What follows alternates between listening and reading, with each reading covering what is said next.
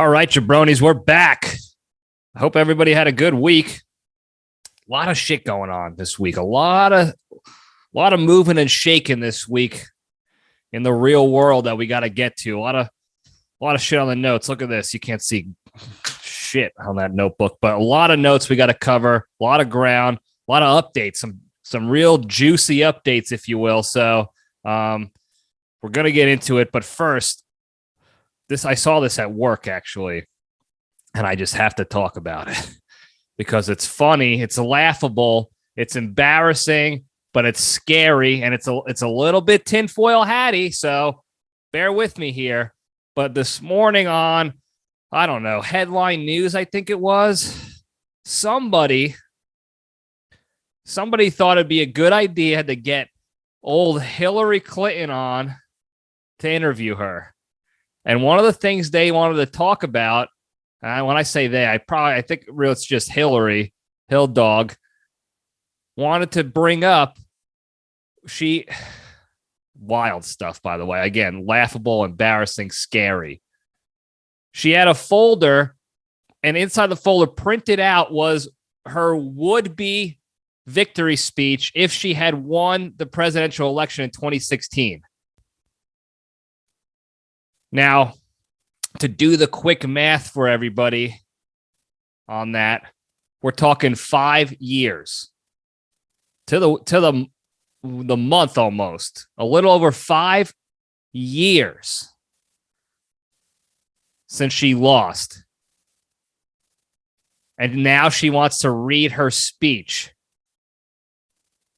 on air. And somebody thought it'd be a good idea to get this crazy psycho bitch back on TV to give her more fame and more attention to read her speech that she claims was from 2016 that she had prepared if she would have won.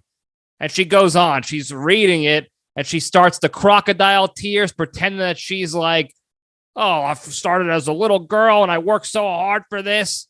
I mean, it was a scene. I thought it was a joke. When somebody said I heard in the background, there was a TV behind me, and you hear, oh, and Hillary's about to read her would-be victory speech that she had prepared in 2016. I thought it was like an SNL skit or something. Then I realized SNL doesn't dog on the elites like that. So maybe Mad TV came back. I don't know. I thought it was a joke. It sounded like a skit, like on Funny or Die or some website or whatever. And I turn around and sure as shit, there's that fat murderer Hillary Clinton on the TV reading her speech. Fake crying. There wasn't even any tears. She was making the sounds and the facial expressions of crying. Like Bob De Niro. She looked like Bob De Niro. But nothing was coming out. It was all a game, all a show for her. Here's why it's scary. Because this psycho, this power-hungry, corrupt, murdering psycho still wants to be in power. She is so completely obsessed with it for her entire life. So obsessed with finding a way to be the most powerful person on earth that she's finding any way possible. Now she's got to be out there on TV still. Needs the platform. Got to spew her opinion, read her speech, so people. I think what she did, and here's where the tinfoil hat comes in. I think what she did was get on the air to read this speech that she likely wrote recently, where it's all full of humility and how honored she is and how she's going to be so great for the American people. And she starts crying and she puts on the whole show that she would have put on if she won, so she says, so that people can see her as likable again and relatable. Because all the bullshit she was saying in this fake speech was not how she was portraying herself or even acting at all. Well, ever. And she never acted like this in her life. But the persona she had back in 2015, 2016 was not what she was reading from. This was an adult, humble, and so proud and happy to be serving America and this and that and yada, yada, yada. And I think Now, follow me here, fellas. I think this is her way back in, okay? Tinfoil hat time. Big time tinfoil hat. Not saying I believe it, but it's out there in the ether. This theory is already out there in the ether, okay? A couple weeks ago, nobody talked about this, but people were asking questions. In fact, actually, biased Fox News was talking about this in their tinfoil hat segment. Somebody in Congress and the Senate was asking around, like, hey, hypothetically, what are the, what law, what rules, like, where's the, what book does the rules exist where this House and Senate got a vote on a new vice president? Just asking, just curious or whatever. And then they kind of went about their way. So here's the theory that's out there in the ether that I'm just bringing to you. It's not my theory. I just found it next to the tinfoil hat. So I'm going to bring it to you guys. The theory is that Kamala Harris, whose approval rating is in the poop chute right now, is going to be ousted. She's going to leave. Probably resign for some reason. Probably, find a way out. They're going to bring old Hillary in to replace her. It's a good replacement. This is a good, honest, honorable American woman that we're going to put in there. Then Joey B., who's been dead for years, the poor bastard, they're finally going to cut the puppet strings off of him and be like, oh, we got a vacancy now in the president's seat. And what are the rules when the president's gone, when they, get kicked out or resign or die or what have you? The vice president takes over. They are now the acting president for the remainder of the term, making Hillary Clinton the president. Now, this is a wild theory. Got it. Completely understand that. Not saying I believe it whatsoever. It is fun to discuss and think about because I got nothing better to do with my life. Got nothing to live for, but think about this shit. But here's the scary part. Going to loop back into the real scary part. This lady is a known killer. Okay? She watched military members and government members under her rule, if you will, when she was Department of State head or secretary, whatever she was for the Department of State, watch them die in Benghazi and blamed everybody else but herself. Never took accountability, just let them die, no reinforcements, nothing whatsoever. That's a known fact.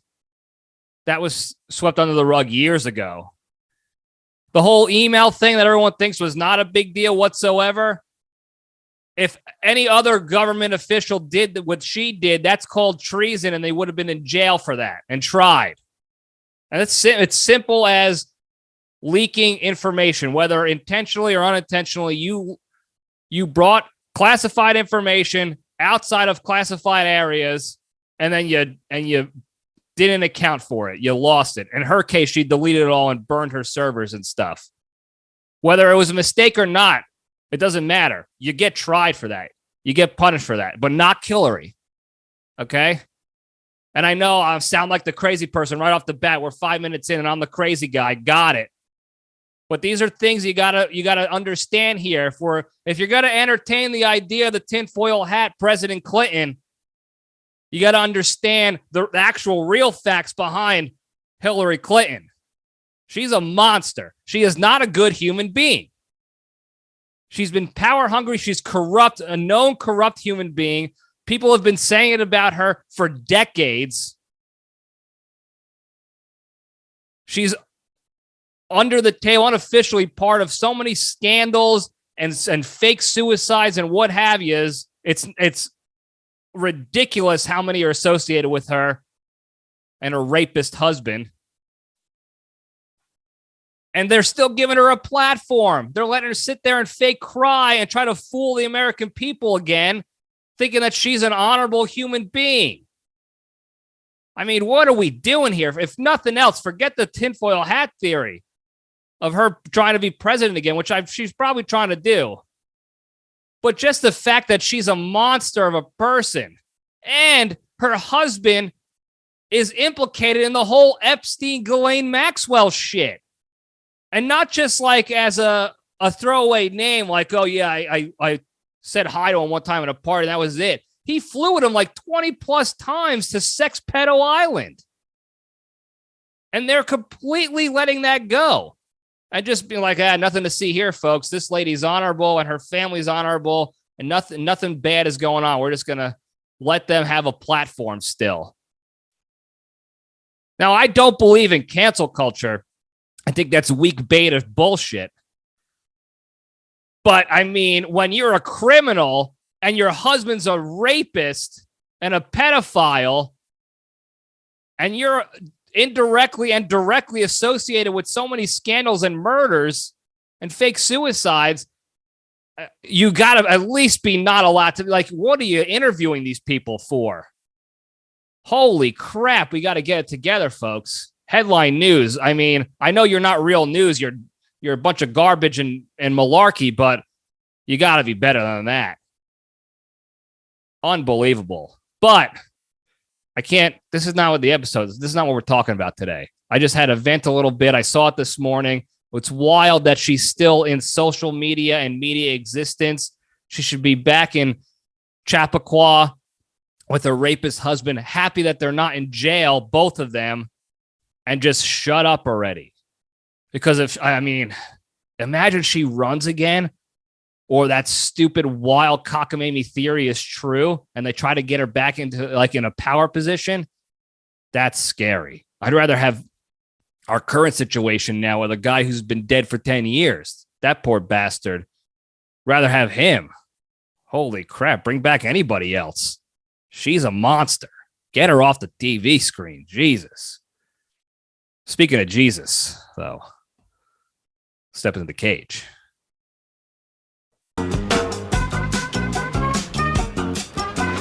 Okay, let's run. All right. Today's Into the Cage segment is proudly sponsored by Silvio's Straight Jackets.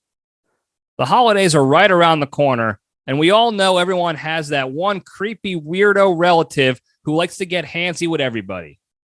And whether it's an annoying pinch on the cheek or them cupping your balls, you want the mayhem to end. Well, with a Silvio's SJD, you can finally make it happen. With the easy to fasten straps, how you doing, and festive color scheme options, Silvio's straitjackets are guaranteed to be the best and safest gift on this side of the nut house. So do yourself and everyone else in your family a favor and buy a Silvio's straitjacket for that one creepy relative today by visiting www.don'ttouchme.com and use the promo code Hannibal Lecter for 2.9% off your first straight jacket, daddy. Get a Silvio's, guys. We all have the one creepo lurking around thinking it's okay to touch you and be a weirdo. Get out of here, Aunt Lucy. We don't want any of that shit. All right, Cage fact, quick one. Related, though, to some of the historical facts about Nick Cage's fandom of Elvis Presley. So we know the English leather cologne from Family Man that was in the box. That was Elvis's go-to cologne type. We also know about how Nick Cage married Lisa Marie Presley, and it was, I don't know, an hour-long marriage, whatever it was, but he claimed it was because he was, in love with her and not because she was Elvis's daughter. I believe the guy. There's no reason for me not to, or for anyone not to, honestly. So, but another kind of piece of the Elvis fandom puzzle. Apparently, Nick Cage is one of the very few people to have gained access to the locked off, restricted, like VIP only area of the Graceland Mansion, which in part of this restricted area, which real quick, I don't know why it's restricted. I don't know what's going on back there in that private area that it's off limits to the tourists who go there. But one of the things in there is apparently the toilet, the bathroom where he died, which to me from a tourist perspective, I know it's kind of like, I don't know, unprofessional, kind of sleazy. They want to see the death location or whatever. But if you want to haul in the big bucks, make that accessible. Let the bathroom be open to people. Let them go see the toilet where the king took his last shit. That would be crazy. Get a couple pics, make a couple NFTs of you in front of the shitter, the king's shitter. Crazy. Awesome. But instead, they got it restricted. I don't know why. Abe Lincoln's bed where he died on across the street from Ford's Theater, that's accessible. They're raking it in there. I don't understand why Elvis's toilet isn't. It's just a toilet. Let the people see the toilet. Regardless, Nick Cage got to see the toilet. That's really where we're going here. Nick Cage, the great one, got to see the king's death toilet. And he's one of the few, apparently, to be able to access this. So he probably used his influence, his acting chops, whatever you want to call it, to find a way in. Maybe when he was married to Lisa, he got access to it. I don't even know who owns the Graceland Mansion anymore. I don't know who's running the show there, but because he's such a fan, he found a way in. And this really goes back again to a previous lesson in a previous episode where we discussed, finding a way to accomplish your goals and making, your dreams a reality. If I'm trying to think of the term for that. Not working hard. We all know about working hard. You got to do that, obviously. But manifesting your destiny. That's it. Libretti, this fucking brain, baby. It's late at night. I'm tired. It's a little slower right now. But this thing is still moving faster than a speeding bullet compared to some of the other jabronis out there. Not you guys, but some other folks that probably don't listen to this show because they're jabronis. But manifesting your own destiny. That was the lesson from, I don't know, last week or another episode where we talked about Nick Cage manifesting his own destiny and how we should be doing that too, and yada, yada, yada. And ipso facto, Nick Cage got to see and likely sit on and shit in the king's toilet. So that's the Cage fact for the day. Thank you, Nick Cage, once again. By the way, it's getting difficult to find new facts about the great one, it's motivating me actually even more so to get off my lazy ass and finish making the page on the website of all the Nick Cage facts. Because we got some there that are not in any of the articles or the bullshit that you Google. If you Google Nick Cage facts, you're going to get the same 5 to 10 articles, and those 5 to 10 articles have the same facts in there. There's a couple of top 10 facts that are all I've seen before. There's one that's 55 strange and bizarro facts. Those are all old news. There is a couple of top 14 facts, a couple of top 9. I don't know why not a full 10, but top 9 facts. And they're all the same facts. The dinosaur skull, the pyramid tombstone, the haunted mansions, all the same shit that we already know about here. So I got to get off my ass. I'm going to get that page up and running on the website so that when people Google Nick Cage facts, now they'll get some real shit here. Because we do the digging, we do the recon and the research, and you guys in the junction find the good shit and get it out to me so I can get it out to the people. And that's what we got to do. I got to get better at that. So I owe you guys that. But anyway, moving on. We'll spin into the junction.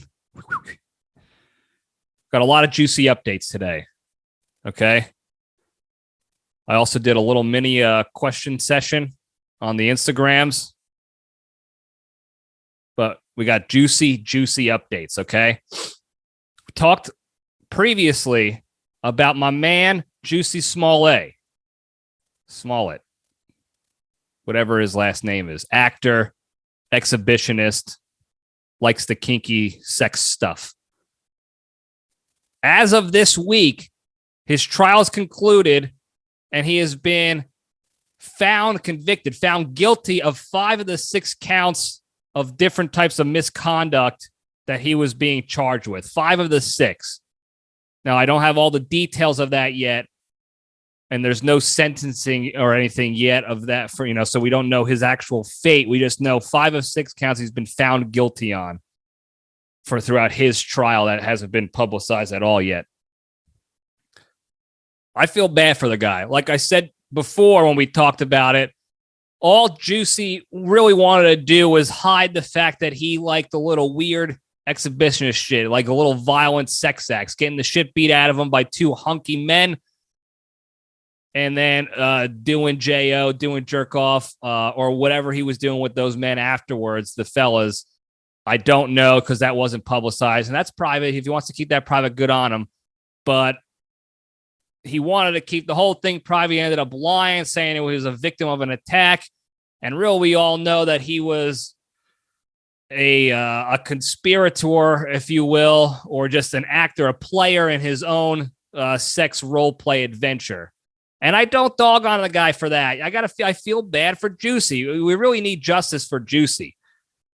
That hashtag was going around for a long time back in the day. And it's time, that's what the justice should be, to just let people know it's okay. Be okay with your kinks. And he wasn't, and he's paying the price for it because he got caught in a lie, a very public media grabbing lie, and now he's got to pay the piper.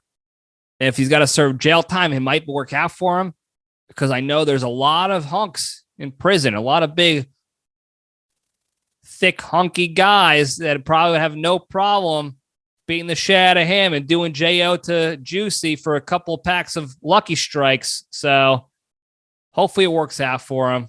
That's the update on that one, though. Okay. Another update on another trial that we've been keeping tabs on here at the LPDS is, of course, the Ghislaine Maxwell trial. If you think that I'm not going to talk about that as often as possible, you're fit for a Silvio straitjacket, no doubt about it, because we're talking about Ghislaine Maxwell as often as we can before we get deplatformed or suspended or whatever.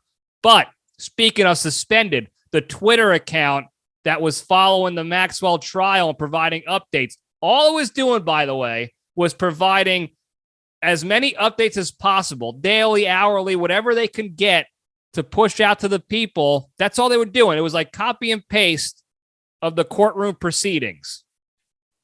Account was suspended within 2 weeks. It's gone. Earlier this week, it was taken down, completely suspended. No reasons why. I mean, I know the reason why. I still got a tinfoil hat on. We all know the reason why. But it's like, how obvious do we have to be here that people are purposely censoring and snuffing out this story? There's one person left now that has been providing updates. I believe her Instagram handle is House Inhabit. House spelled like house, N-I-N, and habit, H-A-B-I-T. All one word, no spaces. She's like a journalist or whatever, and she's actually posting story updates with her notes each day. Legitimate story updates of questioning of witnesses or people giving testimony and victims talking to, getting questioned by the defense and even down to what each person's wearing, how they're reacting, the weird shit that Ghislaine Maxwell's doing in the courtroom. She pulled some psycho shit, some Charles Manson shit earlier today, apparently, where the courtroom sketch artist is sketching her and she's looking at the courtroom sketch artist sketching him. And I say Charles Manson type shit because that's what Charles Manson used to do, apparently. Like a psychopath. This is what we're dealing with, and nobody's talking about it. And this lady keeps posting pictures of outside the courtroom where they designated some spots for the press, and there's one person there with a tripod and a camera. That's it. Nobody else is tracking this case, which, again, is completely wild to me. And I'm sure the more I talk about it, I'm sure they're going to sully our videos and our youth in the podcast episodes here, because God forbid anybody talks about the trial of the largest, most despicable sex trafficking ring known to man. But I assure you, we're still going to bring it up as long as we can. I'll provide as many weekly updates as possible so that the story doesn't die. It's if it dies, it's not going to die with us. Okay, I assure you that. But I also understand there's a couple issues places are dealing with, like CNN. They're dealing with a couple of reporters getting busted for their corruption. So I get it. They're strapped for reporters to report on the trial. So I guess I can understand that with their Chris Cuomo and potentially Don Lemon corruption shit going on. So seeing how you work through your stuff, good luck to you. I hope you get some more objective reporters back in to replace those clowns if you get rid of both of them. But the other media outlets have no real excuse other than the fact that there's a few big timers in the media that have been directly or indirectly tied to the Maxwell trial. So it's probably why they're not covering it. Again, tinfoil hat, whatever you want to call me, crazy, stupid, out of line, whatever. I'm still going to say it. Another thing to gotta go down the rabbit hole of tinfoil hats. During the trial, they've redacted hundreds of documents with people's names on it, implicating several big time people.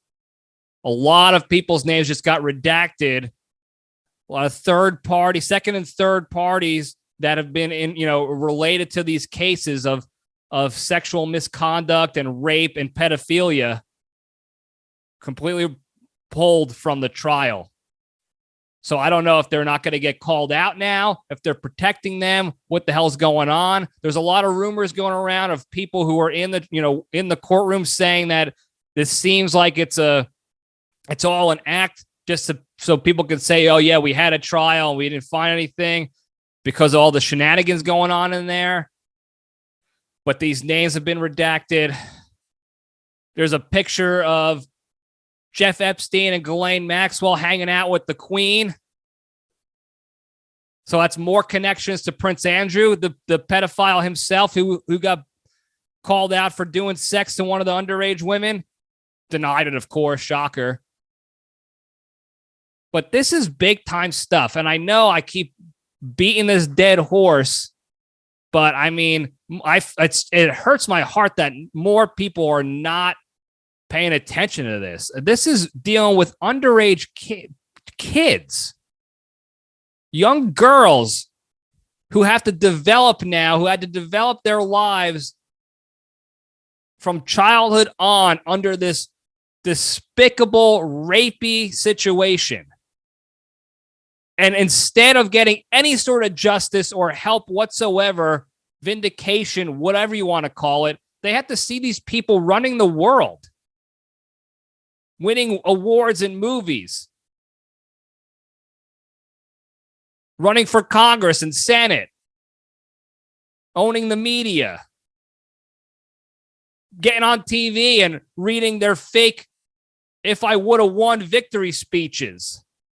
It's mind-boggling that not more people are into it. And when you talk to people that don't post about it, because you always have those friends that post about all this other bullshit, but not this, and you ask them, like, oh, you tracking this? Oh, no, I didn't know it was going on. Oh, that's terrible. Oh, let's move on to something that unimportant. Like, why aren't you wearing 52 different masks in front of me? You're killing my grandma. I don't care about the kids getting raped. I care about you killing my grandma without wearing a mask. Yikes. That's all I have to say about that. Fucking yikes.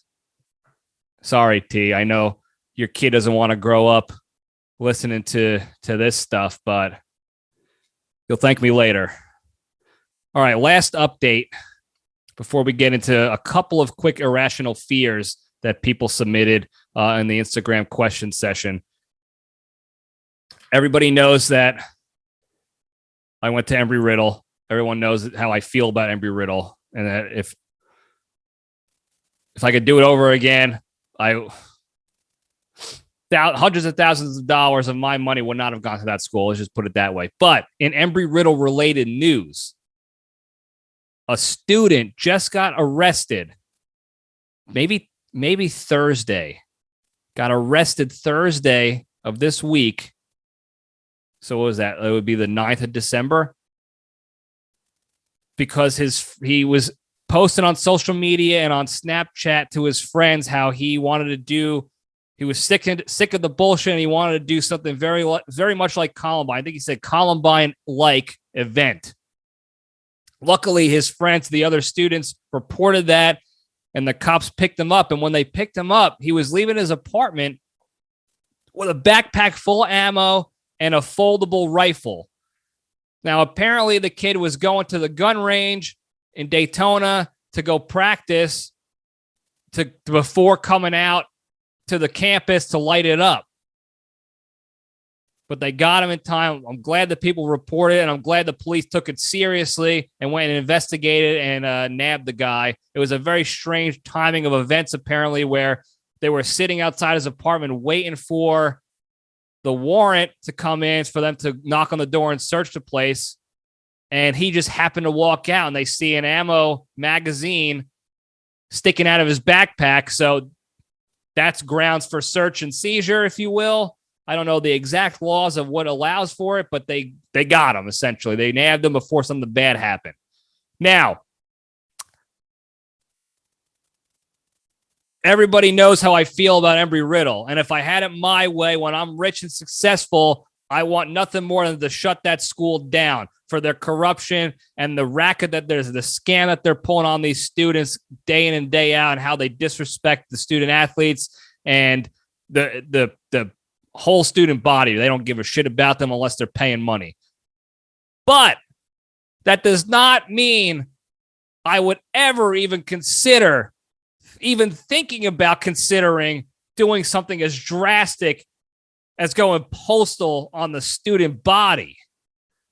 I mean, that's this like some serious mentally irregular beta bitch boy weak, like just bullshit, absolutely bullshit tactics and thinking and reaction right there. Now, the person is obviously dealing with some sort of mental health issues to think that that at this point in their lives, they can't adjust to a bunch of geeks and nerds at a college teaching them geeks and nerd shit.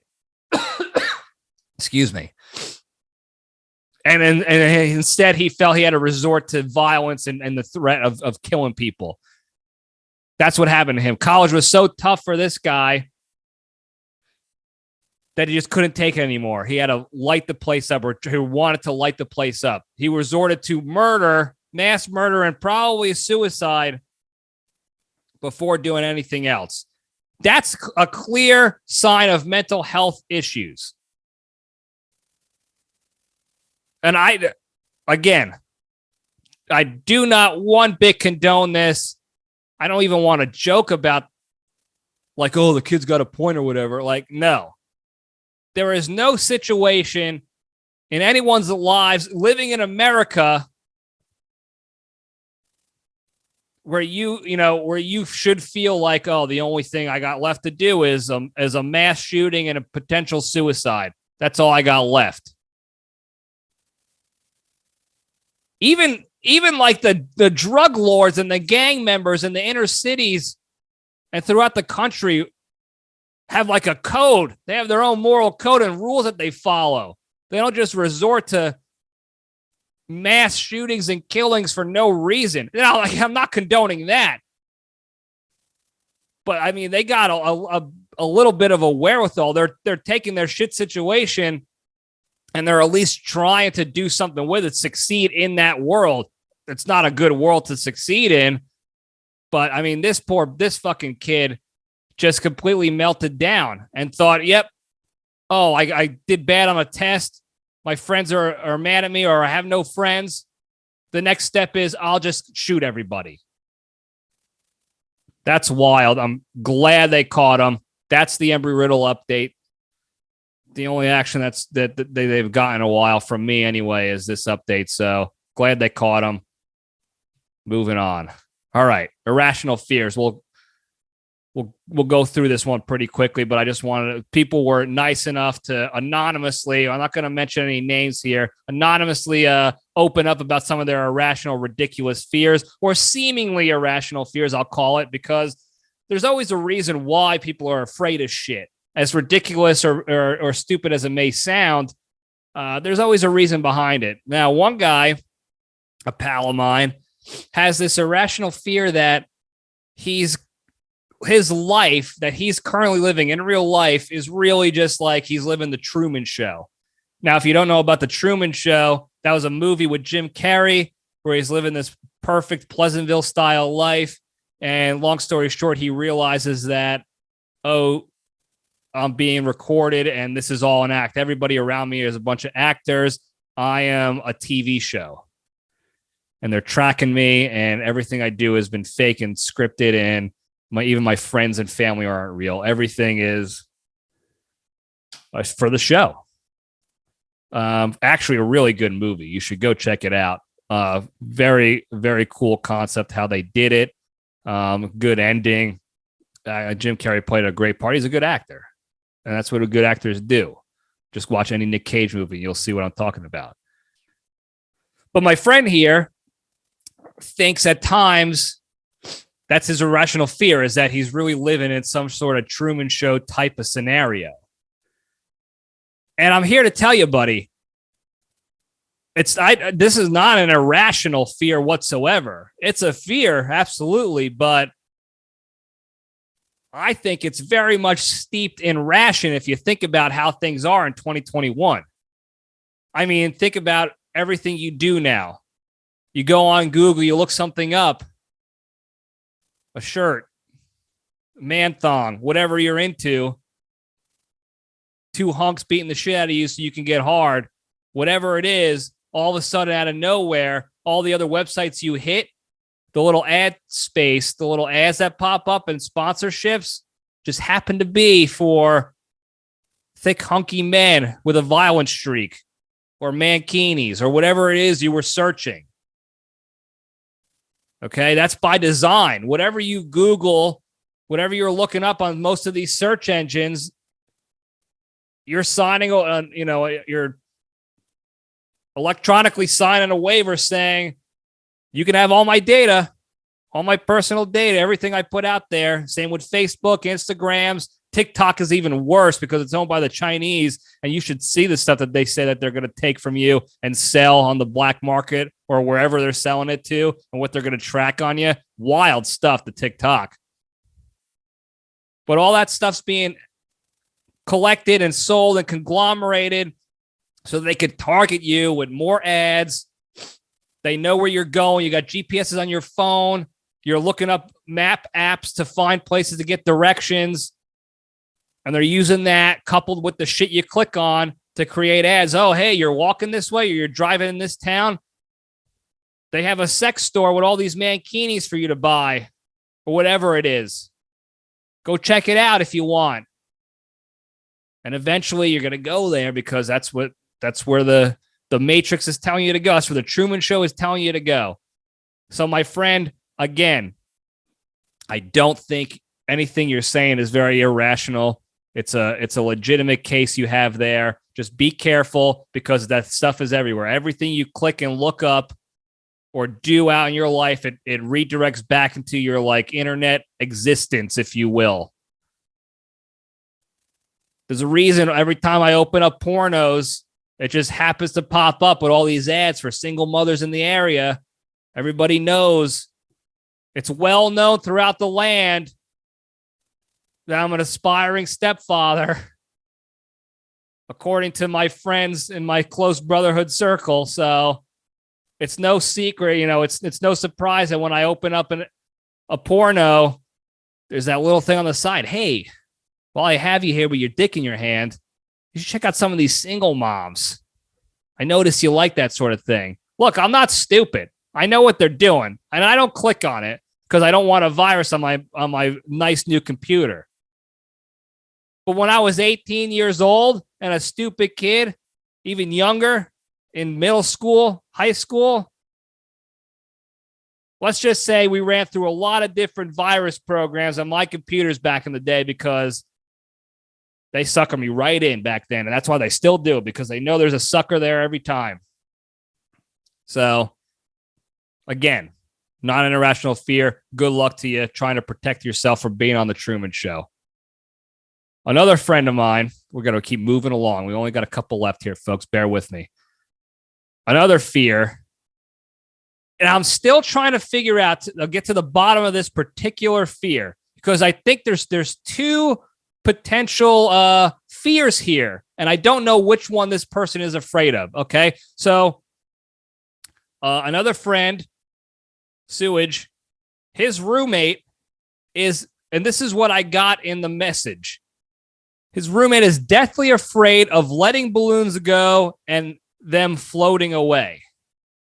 Now, what I don't know for sure is, does this mean that the person is afraid of letting the balloon go and the balloon floating away? Because if that's the case, again, not a terribly irrational fear there. Because, you know, balloons are made of plastic, garbage, latex, whatever they are, aluminum, like the foil ones. I forgot what that shit's made out of, but that's not good for the environment. You don't want that floating around and eventually getting back onto the ground and polluting the area, the water, killing the turtles, the turd daddies. Could go up and hit a helicopter, like a traffic copter up there. Could do some damage doing that. Gets caught in the rotors. Next thing you know, boom, Kobe Bryant. You don't want that either. Or, at the very lower first order of effect is you got a sad person who just lost their balloon. And you don't want that either. So if that's the case, yeah, I'd be afraid of letting go of the balloon too. Now, the other option that I'm exploring, I'm trying to get to the bottom of, is the fear that the person holding the balloon, that they're afraid that the balloon will float them away with it, like an up situation where they're going to float away with the balloon and they don't want to let go because, I don't know, they don't want to let go because they don't want to lose the balloon. But if they don't let go, they're going to float away. So then they got to let go. And then now you lose the balloon and the balloon floats away and creates the pollution. It creates the Kobe Bryant. It creates the sad kid. I don't know what the exact scenario is.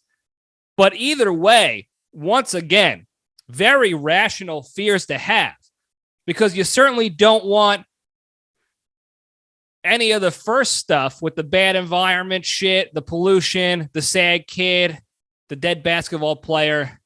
You don't want any of that. What you also don't want is you don't want to fucking float away. I mean, there's no safety up there. The higher you get, the colder it gets, the less oxygen. You're not prepared for that. You didn't go to any sort of NASA training or Jeff Bezos space training or whatever the hell those Richies are doing these days.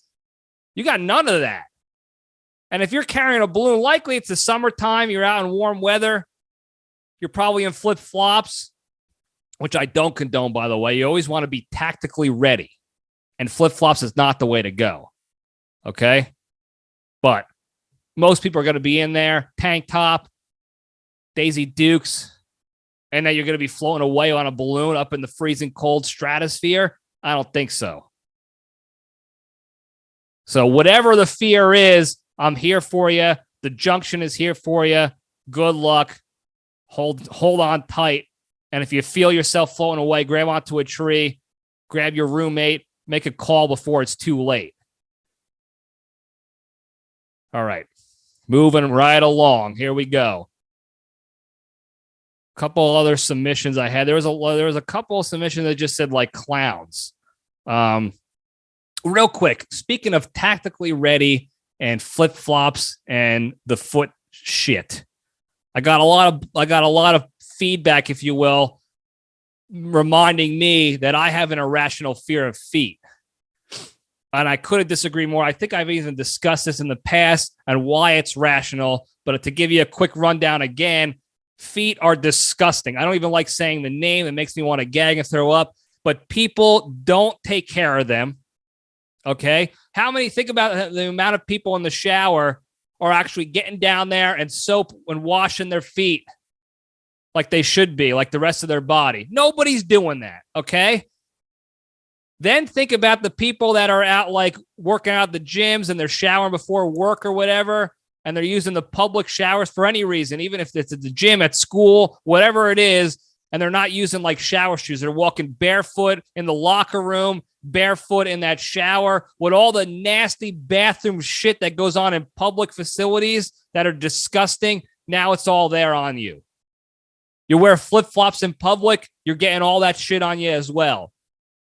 In an airport bathroom, the barefoot people are walking around.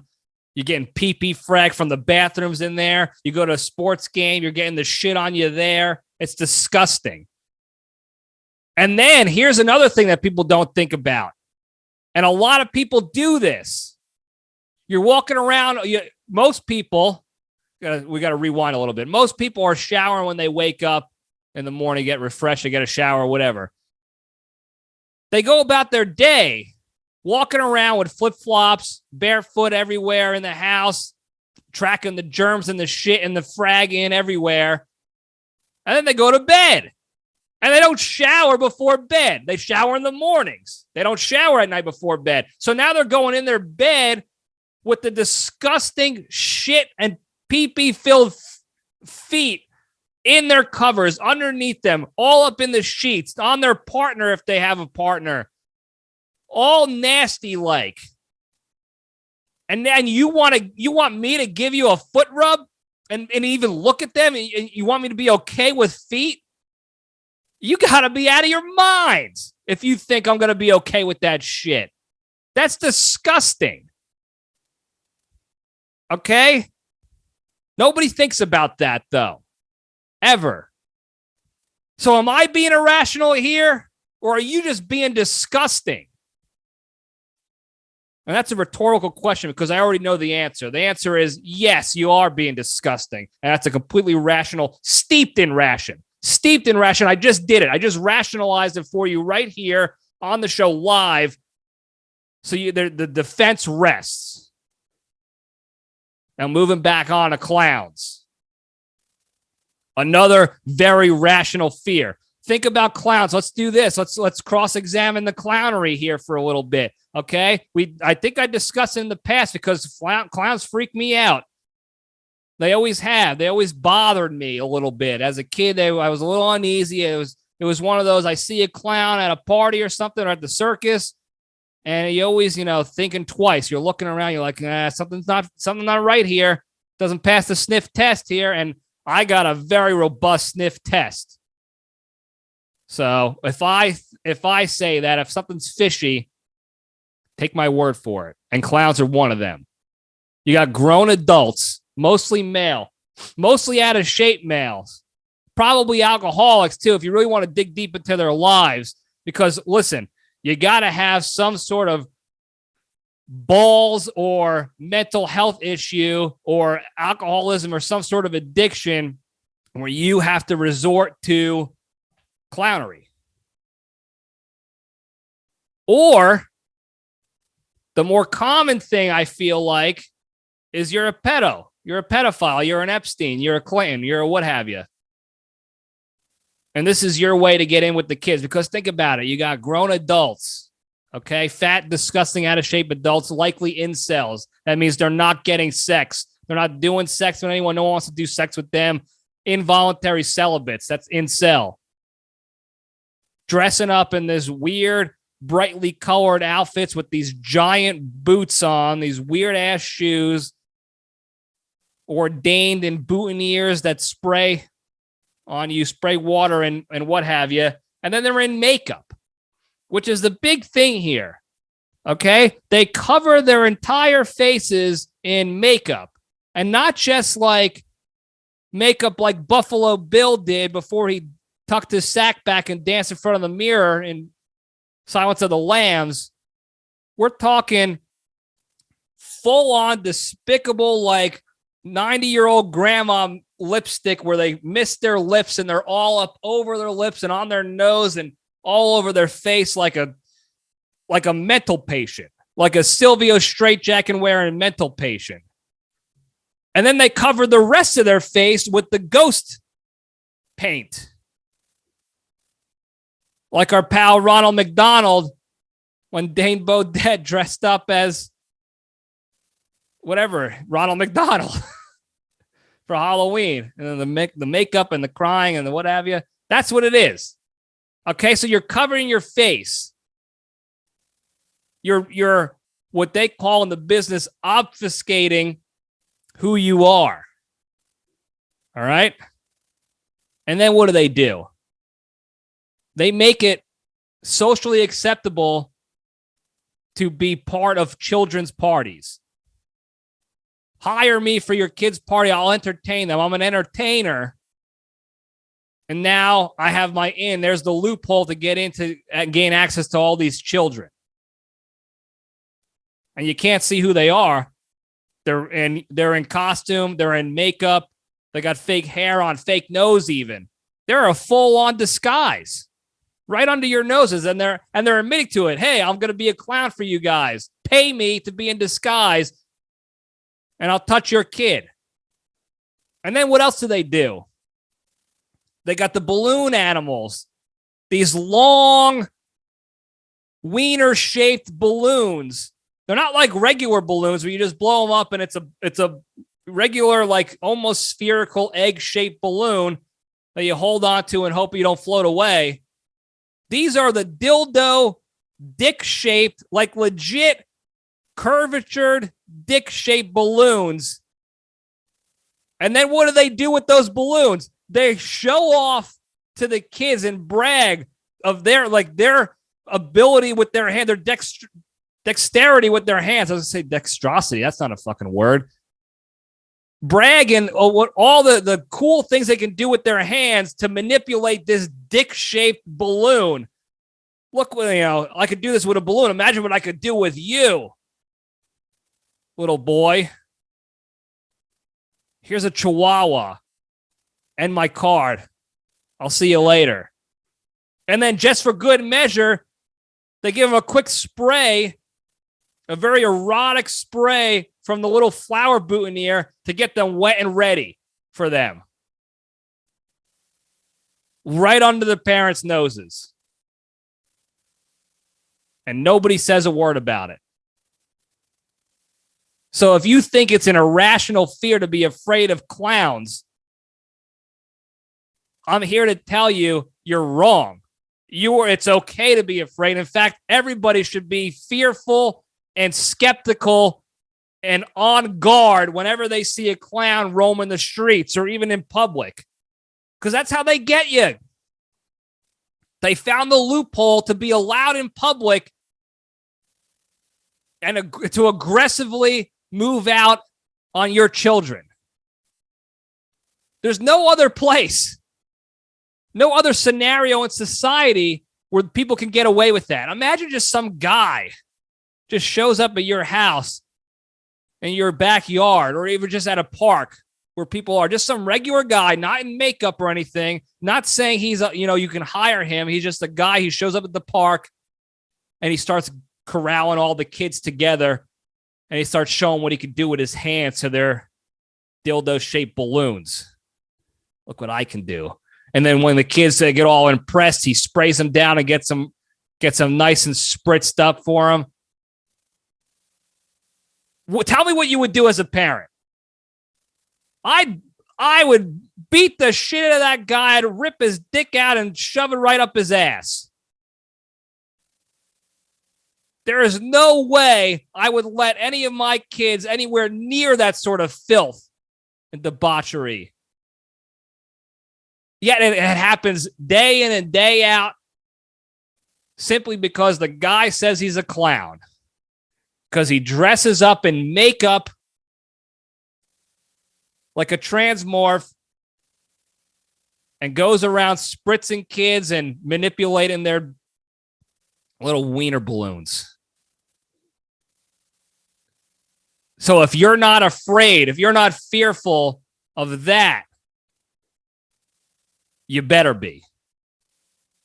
All right? Because they are a pockmark on society, and they've gone on surviving long enough. And that's all I got today, folks. That's the last fear of the day. But before we go, obviously, let's take this back to the positivity land. Talk about the big three. Number one, exercise every day. I talk to my friends a lot, all my good friends in the brotherhood, all my brothers, I talk to them daily, pretty much all of them. And they all say the same thing. They can be having shitty days, busy at work, or it's just an emotionally down day. But the one thing that gets them going is they exercise. They find a way to make it happen, and they feel better about themselves. And that's such a valuable thing to hear for me personally, is when I hear that, it makes me happy that they found a way. And that it works too. It's not just lip service. The shit works. Getting out there and moving and shaking and burning calories and getting the heart rate up. It does something to your body. It doesn't just keep you healthy, like physically, and cut fat and unhealthiness out of you. It actually has a chemical reaction that goes on inside your body that makes you feel better too. Legitimately, not just like, oh, I feel good, It's not lip service. It's a real thing. And there's enough people in my life, important people that I trust, and and they've, never lied to me. Obviously, they're good human beings, and they tell me when they're down in the dumps and they're feeling like shit, and they all say the same thing. The days I don't work out, I feel worse. Even when I'm having a shitty day, if I do exercise and work out, I feel better. Legitimately do. It's a chemical thing that happens to you. So exercise every day, super important. So you can feel better physically, mentally, emotionally. Number two, the hardest one to do, don't be a shitty person. Look at all these guys getting canceled now as they're part of the cancel culture. They have been for years, and now it's coming back to bite them because they've been on their moral high horses, hiding behind their cameras and their phones, being shitty people, and now they're getting busted doing corrupt, illegal things. Chris Cuomo, now Don Lemon is just getting accused. I don't know what's going to happen to him. I don't know if he did anything wrong, but he's getting accused of doing some wrong, unethical stuff. And he's a big cancel culturist. He's a big shit poster type of guy these days. I don't know what happened. I don't know why he changed. I'm not going to dog on any of those guys. I don't know them again personally. I think what they do is shitty. When you are a shitty person, that action is shitty. When you're mean to somebody and you call somebody out for no reason just because you don't like them, or you get on your moral high horse like everyone's a piece of shit and you're the best and you got to listen to you, and that's a shitty thing to do. You might not be a bad person, but what you're doing is bad and shitty, and it doesn't help anything. And then it eventually comes back to bite you. We talked about this previously. It always comes back to bite you in the ass. The only thing more enduring than death and taxes is karma. Okay? And I know we all make mistakes. We're all human beings. So I have been shitty before in the past, and I'm sure I will fall by the wayside and be shitty again in the future. But you got to be mindful of it to try to not do that. That's all we're asking here with the big three. Number two of the big three is to consciously make an effort to not be a shitty person and be mean to people. And then number three, the most important, be thankful and grateful for everything you have on a daily basis. Find one thing. Find just one thing to be grateful for, legitimately. And it'll grow. That feeling you get, that positive vibe that you're portraying for yourself and pushing out, becomes you. You cultivate that out. And the next thing you know, before you know, you do that every day, slowly but surely, the majority of your mindset is going to be in that positive, thankful manner. And that trickles over to others. They see that, and that gets them kickstarted into, oh, maybe I should be grateful for one little thing a day. And the next thing you know, boop, boop, boop, boop, boop, positivity is spreading like COVID. And you don't need a mask for that. You don't need a vaccine. You don't need 18 different boosters from big pharmacy selling you nothing. You take all that in, you take that positivity in, and you continue spreading it. And you keep that virus alive. You keep the positive, thankful virus alive. That's what we want to spread, is gratefulness, gratitude, and thankfulness. Thankitude. Now I'm done. Thank you guys for listening. I hope you enjoy this shit. Please continue to leave feedback. I'm going to keep posting questions on Instagram. I'll try to do a better job announcing it ahead of time and getting it on Facebook so there's more participation. But I value the feedback. I value the questions you have. I value when you guys think I suck and I'm not entertaining, or my topics are boring, or I'm not funny. Whatever you got, I want to hear it because you guys mean something to me. And this show means something to me because it means something to you because you keep listening to it or watching or whatever it is. So keep it coming. Thank you for continuing to stick with this. I love doing it. I love learning about it. I'm going to keep trying my best to continue to grow it and do more stuff for you guys. So all I ask is that you continue stay in tune. And tell your friends and enemies and all that good stuff too. So anyway, thank you guys. I love you all. Stay strong.